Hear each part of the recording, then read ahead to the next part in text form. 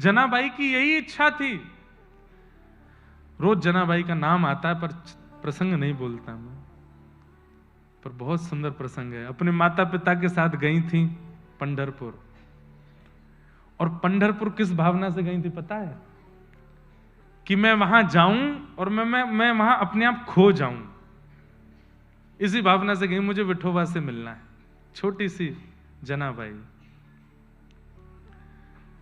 जैसे ही पहुंची पंढरपुर, एकादशी का दिन, आषाढ़ी, भयंकर भीड़ पंढरपुर में, तिल रखने की जगह नहीं है।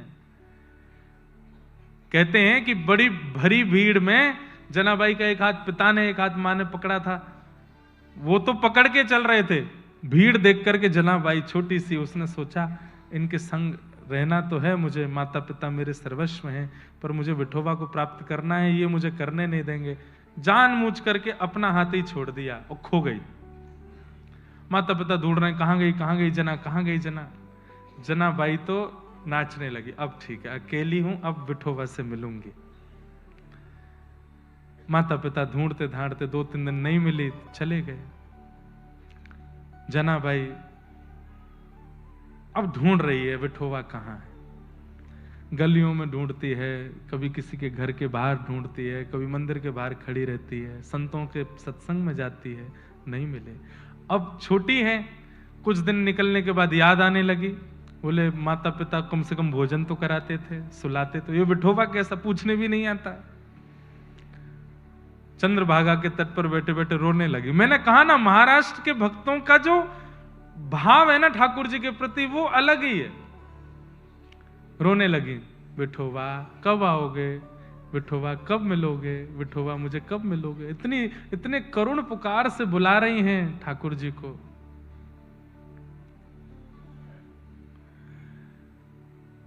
तभी श्री नामदेव जी महाराज और सब परिवार के लोग वहां आए। उन्होंने जैसे ही देखा कि जना रो रही है, बोले क्या नाम है तुम्हारा? बोले मेरा नाम जना है।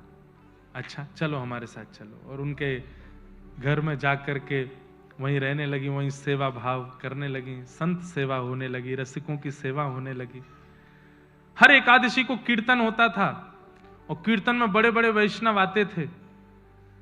कहते हैं एकादशी के दिन पंडरीनाथ भगवान पंढरपुर में भ्रमण करते हैं। मंदिर में नहीं होते उस दिन, ठाकुर जी ऊपर ध्वजा जी पर रहते हैं, नीचे रहते हैं, वैष्णवों की वारी में नृत्य करते हैं।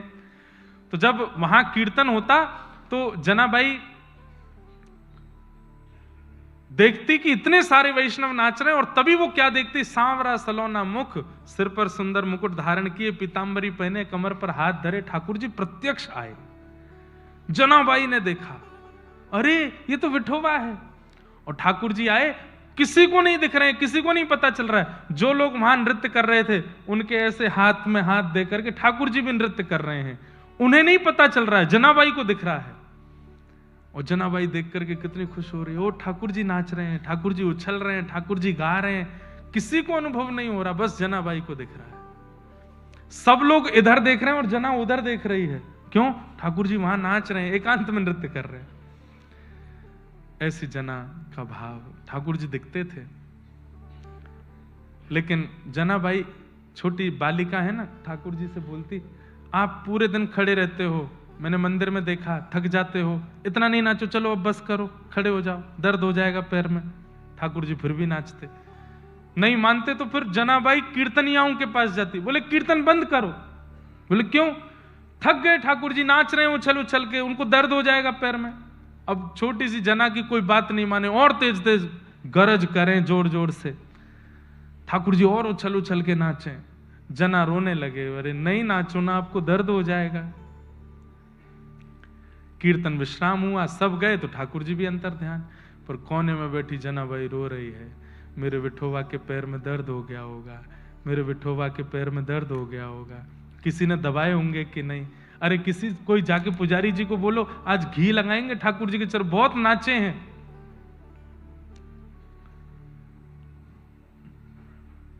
रात्रि के मध्य रात्रि हो गई, रोती रही, पंडरीनाथ भगवान के मंदिर को देख रही है और रो रही है कि आज विठोबा को दर्द हो रहा होगा।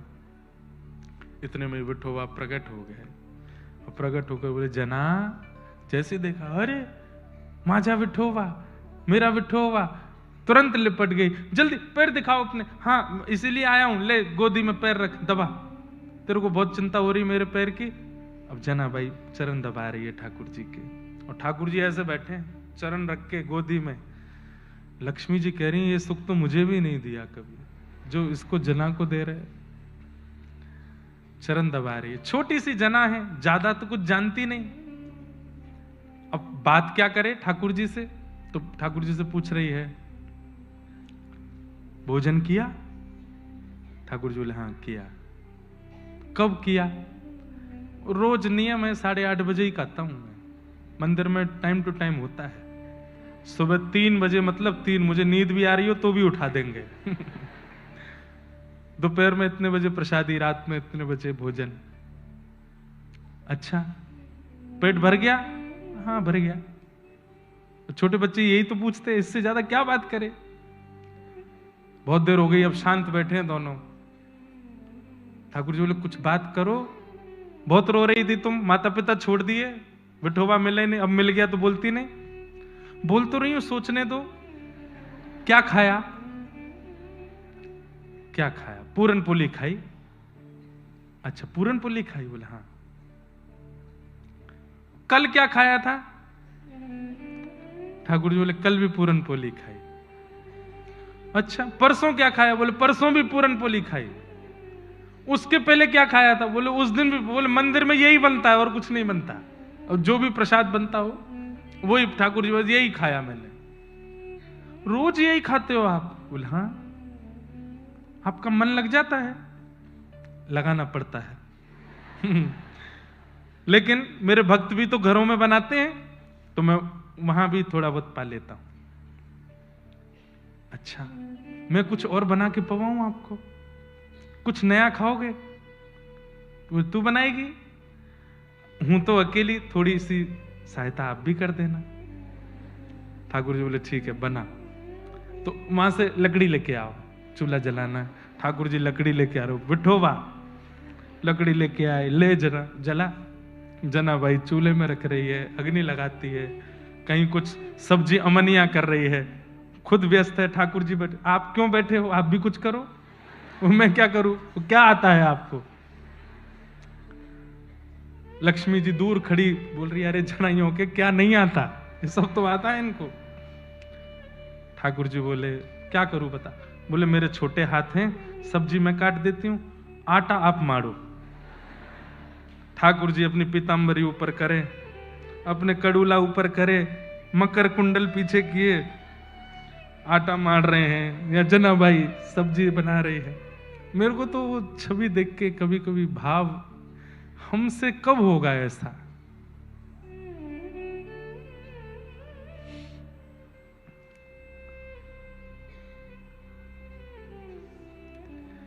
छोटी सी जना ठाकुर जी के लिए प्रसाद बना रही है। दूर खड़ी लक्ष्मी जी भी रुदन कर रही है कि ये सुख तो मेरे अधिकार में भी नहीं है।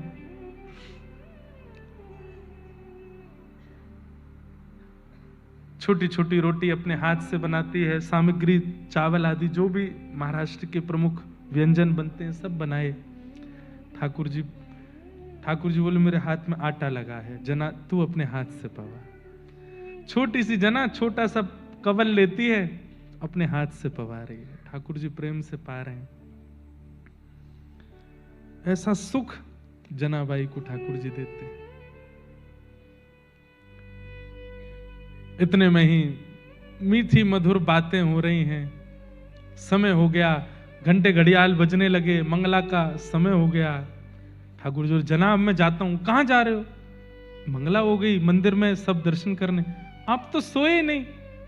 कोई बात नहीं जनाब, कल भोजन नहीं करना, कल सोना मेरे पास आके, ठीक है। ठाकुर जी गए, जाके तुरंत मंदिर में खड़े हो गए, कपाट खोले, काकड़ा आरती हो रही ठाकुर जी की। पूरे दिन खड़े रहे, प्रतीक्षा कर रहे हैं ठाकुर जी कब रात्रि हो, मंदिर बंद हो, मैं जना के पास जाऊं। आज जना भाई गोद करके बैठी, आज खाना नहीं, आज पूरन पोली से ही मन लगाओ, आज सो, थोड़ी देर आराम करूं, सुबाऊं आपको। ऐसी जनाबाई को ठाकुर जी सुख देते हैं। एक हमारे व्रज में एक महापुरुष हुए, उनका एक पद है, मुझे पद पूरा याद नहीं है, पर अभी जनाबाई और पंडरीनाथ भगवान के भाव में ये लगता है। प्रीतम तू मोहे प्राणन्ते प्यारो, प्रीतम तू मोहे प्राणन्ते प्यारो, तुम मेरे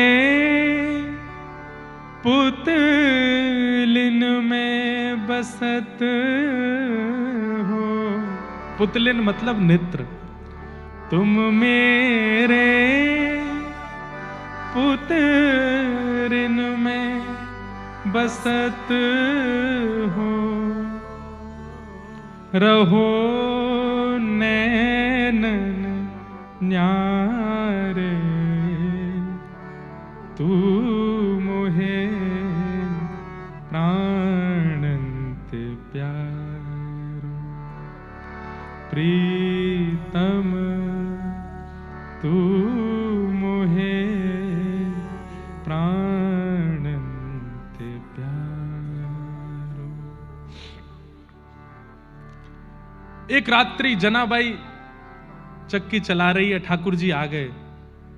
ठाकुर जी बोले, जना आज ना खाना है, आज ना सोना है, तो आज तुझसे कुछ सुनना है, तू बहुत मीठा गाती है। बोले, तुम्हें कैसे पता? बोले, जब तू गुनगुनाती है तो मैं सुनता हूं मंदिर में बैठ के। बंधुओं, ठाकुर जी को संगीत बहुत प्रिय है, आप मान लीजिए इस बात को। जब आप कुछ गुनगुनाते हैं, आप कुछ गाते हैं, तो अगर उसमें प्रेम होता है तो ठाकुर जी सुनते हैं। जनाबाई चक्की चला रही, बोले मुझे बहुत काम है, मैं कैसे गाऊं? बोले सुन, मैं चलवाता हूं ना। ठाकुर जी एक तरफ बैठ गए और चक्की चलवा रहे हैं। बोले तू कुछ गा। जनाबाई गा रही है। अब मुझे तो अभंग नहीं आता जनाबाई का भी, ठाकुर जी सुन रहे हैं। ठाकुर जी चक्की चला रहे थे, तो जितने आभूषण पहने थे वो आभूषण आवाज कर रहे थे। तो जनाबाई बोली, बहुत आवाज हो रही है, ये उतार दो। ठाकुर जी ने सारे आभूषण उतार दिए, चलाने लगे चक्की। इतने भाव से सुनते रहे ठाकुर जी। आज भी गोपालपुर स्थान है पंढरपुर के पास में, वहां स्थान है जनाबाई की चक्की जो ठाकुर जी चलाए, वो स्थान भी सब कुछ है। कहते हैं कि जनाबाई जब गोबर के उपले थापती थी ना, तो कोई और अगर ले जाता तो जनाबाई लड़ने चली जाती उसके पास, मेरे उपले दो। अरे भाई, ये गोबर के कंडों में कौन मेरा तेरा, जलना ही है इनको। बोले नहीं, मेरे वाले मुझको दो। बोले इतने सारे हैं, तेरा कौन सा है? तो जनाबाई कान लगा लगा करके उपलों को कान पे लगाती। बोले कान लगा के क्या देखती है? बोले जिसमें से कोई आवाज ना आवे वो तेरे हैं, और जिसमें से विट्ठल विट्ठल स्वर आवे वो मेरे हैं। सोचिए, गोबर के उपलों पर हाथ जनाबाई धर देती है तो उसमें से भी विट्ठल ध्वनि प्रकट हो जाती है। भजन ऐसा होता है, चिंतन ऐसा होता है। आज बंधुओं, भारत के महापुरुष ऐसे हैं, जब वे एक मार्ग से निकल जाते हैं, उनकी भ्रगुटी देख करके, उनका मुखमंडल देख करके कितने लोगों के चित्त में परिवर्तन आ जाता है। ये भजन की योग्यता है कि किसी व्यक्ति, किसी महापुरुष के वचनामृत, किसी महापुरुष की दृष्टि, किसी महापुरुष का स्पर्श आपके चित्त को वाद्य कर देता है भजन के लिए। पर जनाबाई की स्थिति देखो, वो तो जड़ को वाद्य कर देती हैं भजन करने के लिए। जनाबाई जिस जिस पत्थर को स्पर्श करती है वो भी विट्ठल विट्ठल विट्ठल गाने लगता है।